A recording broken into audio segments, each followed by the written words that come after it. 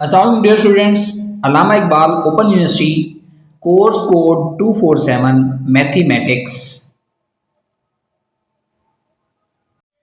जी dear student, आज हम जायज़ा मशक नंबर 1 को स्टार्ट कर रहे हैं। ठीक है, जो इस चैप्टर नंबर 1 की आखिरी एक्सरसाइज है। वो कहता है सही जवाब के गिर्द दायरा लगाएं। सही जवाब के गिर्द दायरा लगाना है। सवाल आपको दिए हुए हैं। वो कहता है 600 का 20% बताएं कितना होता है। 600 का 20% कितना होता है वो आपने बताना है। ठीक है, तो 600 का 20% कितना होता है? वो 120 होता है। मैं करके भी बता दूं। देखिए 600 ज़रा 20/100, सिफर से सिफर कैंसिल, सिफर से सिफर कैंसिल, 60 ज़रा 2 120। यह आपको निकालना आना चाहिए ज़बानी। अच्छा, 70 की कसरी शक्ल क्या है? 70 को अगर आप कसर की शक्ल में लिखें तो उसका आंसर आपके पास क्या होगा जी? तो सेकंड पार्ट जो है इसका आंसर हमारे पास जो है वो ये है 7/10। ठीक है, यानी 70% को आप लिख सकते हैं ना 70/100, सिफर से सिफर कैंसिल तो 7/10 बच गया। ठीक हो गया।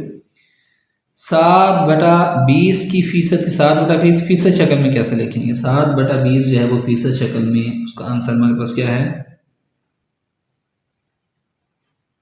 यानी 7/20 ज़रब 100, सिफर से सिफर, 2 पंजे 10 और 7 पंजे 35 आ गया।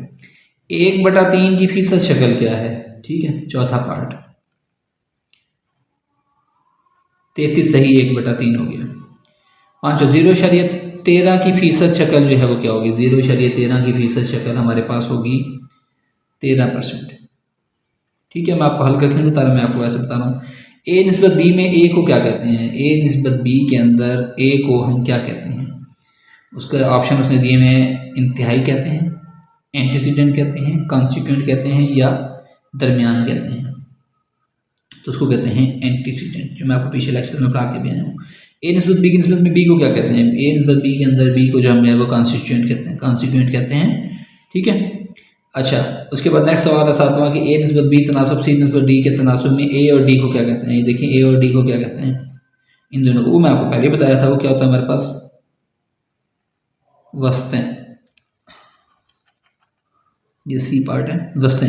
मैं ज़रा थोड़ा सा उधर से पढ़ गया हूँ इसको।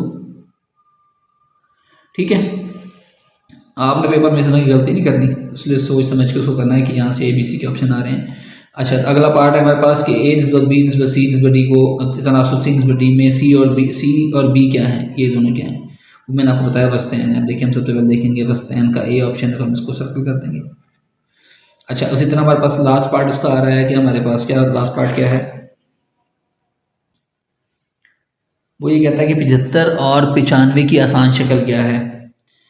75 और 95 की आसान शक्ल हमारे पास क्या है वो हमने बतानी है। वो हमारे पास है 15 और 19। बेसिकली क्या है? 75 95, 5 एकम 5, 5 पंजा 25, 5 एकम 5, 5 नहीं 45। ठीक है, इस तरह तकसीम होकर ये 15 निस्बत 19 आ गया इसका आंसर। ठीक है डियर स्टूडेंट, आपको आसान लगा होगा। ये ऑब्जेक्टिव पॉइंट ऑफ व्यू से था। चलिए, अब हमारे पास आ गया है क्वेश्चन नंबर 2। खाली जगह को पुर करें। 1500 का 30% क्या होगा? लिखता हूँ जवाब 450। नहीं तो आप ऐसे कर लें 1500 ज़रा 30/100, 0 से 0 कैंसिल, 0 से 0 कैंसिल, 30 और 15 को ज़रब दें तो आपके पास ही 450 ही आता है। 15% की कसरी शक्ल क्या होगी? 3/20। ये भी करके दिखाऊँ?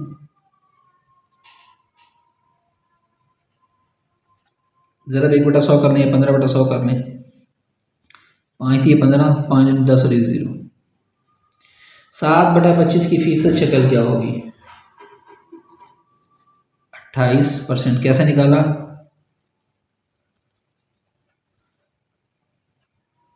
25 से कम 25 और 25 चौका 100, 7 चौके 28। ये ऐसे आ गया। 2/3 जो है वो फीसद शक्ल में कैसे लिखा जाएगा?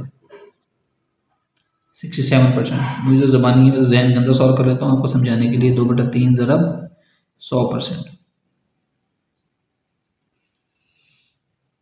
तो 67% है। बेसिकली पॉइंट के अंदर भी आता है ये। ठीक है, मैं इसको राउंड ऑफ करके लिख दिया। यानी आपके पास बन गया था 200/3। 100 को 3 से तकसीम करेंगे तो 33 समथिंग आता है। तो जब इससे करेंगे तो हमारे पास 67 के राउंड ऑफ ही आ जाएगा। 0.29 की फीसद शक्ल, 29%। ए निस्बत बी की निस्बत में ए को क्या कहते हैं? Anti C dent. ए निस्बत बी की निस्बत में बी को क्या कहते हैं? कंसी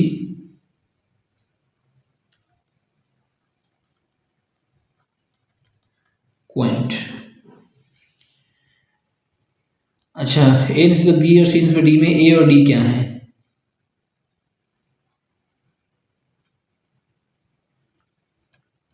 तरफैन। ए निस्बत बी और सी निस्बत डी में तरफैन का हासिल ज़र्ब क्या है?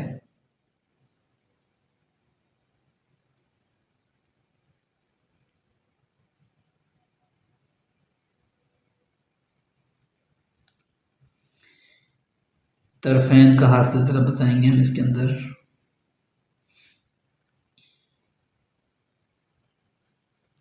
ए डी हो गया।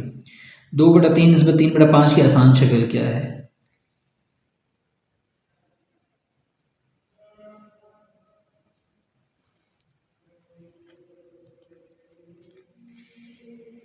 दस निस्बत नहीं, 2/3 आसान शक्ल जो है वो 10/9 है। वो कैसे आया है? 2/3 निस्बत 3/5, ए से ज़रब, ए से ज़रब, 2 ज़रब 5 ज़रब निस्बत 3 ज़रब 3, 2 5 10 और 3 तिया 9। ये इसका आ गया। ठीक है स्टूडेंट, चलिए हम इसके क्वेश्चन नंबर 3 पर आते हैं कि एक रेलगाड़ी में 800 मुसाफिर सवार हो सकते हैं। अगर 55% मुसाफिर मर्द हैं और 15% बच्चे हों, ठीक है, और 15% बच्चे हों, तो औरतें जो हैं वो कुल कितनी फ़ीसद होंगी? औरतें जो है वो कुल कितनी फ़ीसद होंगी, ये हमें इसमें से बताना है।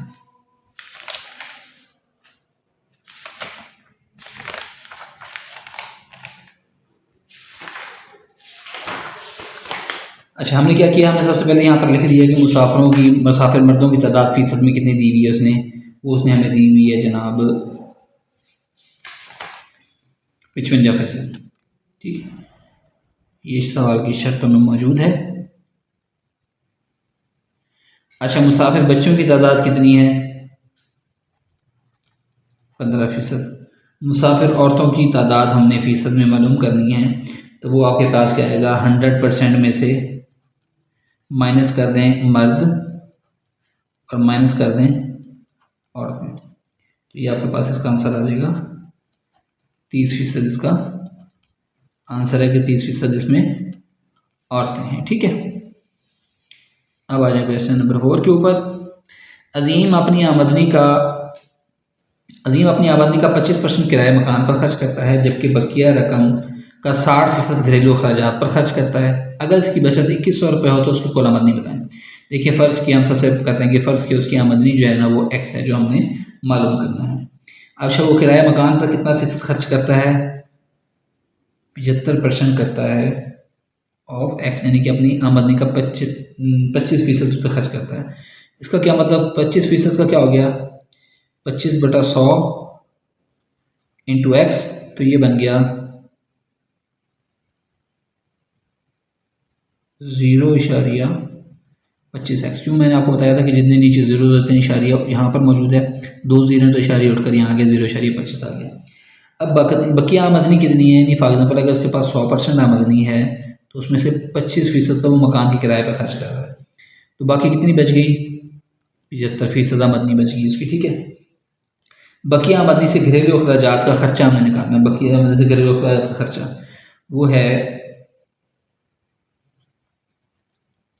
यानी 75% कुल आमदनी है ना,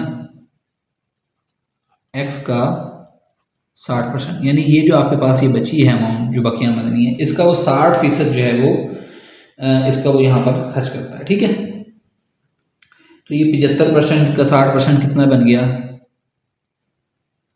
75% ज़रब 60% इंटू एक्स, यानी ये बच गया आपके पास जनाब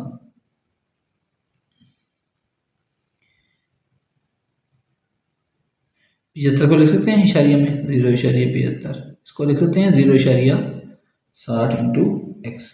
तो इन दोनों को जब हम ज़रब देंगे तो ये हमारे पास आ जाएगा 0.45x। ठीक हो गया डियर स्टूडेंट। अब हमने निकालनी है अजीम की बचत। अजीम की बचत जो है वो आ रही है हमारे पास 2100 आ रही है। हमने बचत भी निकाल ली, बाकी आमदनी से खर्चा भी निकाल लिया। अब हमने एक्चुअली उसकी बतानी है कि उसकी कुल आमदनी बेसिकली है कितनी। वो निकालने के लिए हमने क्या किया कि दी गई शर्त के मुताबिक कि अजीम की जो कुल आमदनी है वो बेसिकली बराबर है जो उसने किराया दिया, यानी कि मकान का किराया, जमा उसने जो उसने घरेलू अखराजात पर खर्च किया वो हमने निकाल लिया थे 0.45x कहाँ निकाला, ये निकाला था, और जमा उसके पास क्या है जो उसकी बचत, यानी कि देखिए कुल आमदनी क्या थी, मकान का किराया जो उसने घरेलू अखराजात किया और जो उसकी बचत है। तो अब इसको हम सारों को इकट्ठा कर लें। 2100 को उधर का उधर रहने दें, 2100 को इधर का इधर रहने दें, और ये हो जाएगा x, ये जमा का है तो इधर 0.25x, ये जमा का है तो 0.45x, इधर आकर ये दोनों इधर आकर माइनस हो गए, यानी क्या हुआ है 2100 को हमने वैसे का वैसे रहने दिया, ये 0.45x इधर जमा का था इधर आकर माइनस का हो गया, 0.25x इधर जमा का था वो भी इधर आकर माइनस का हो गया। यहाँ से x कॉमन है, अंदर क्या बचा 1 माइनस 0.25 माइनस 0.45, यानी सब में से x मुश्तरक आ गया बराबर है 2100 के।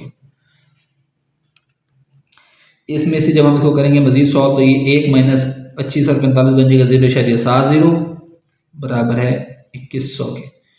x आ गया आपके पास 1 में से 70 निकाले 0.030 आ गया,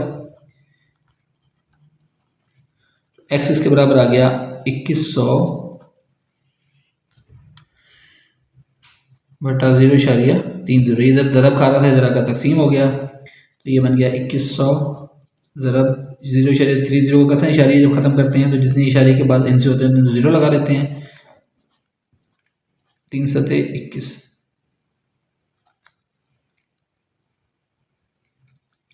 तो उसकी कुल आमदनी आ गई 70 ज़रब 100 यानी कि 7000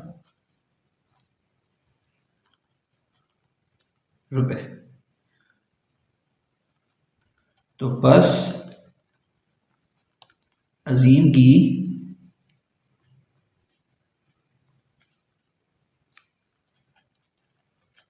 कुल आमदनी 7000 रुपये है। तो डियर स्टूडेंट इसी के साथ हमारा आज का लेक्चर ये ख़त्म हुआ। नेक्स्ट लेक्चर में हम इंशाल्लाह बकिया जिसके क्वेश्चन रहते हैं जायज़ा मशक के उसके साथ हम हाजिर होंगे। अगर किसी चीज़ की समझ नहीं आए तो कमेंट सेक्शन में मुझे मैसेज करें, मैं आपको समझाऊंगा। Thank you.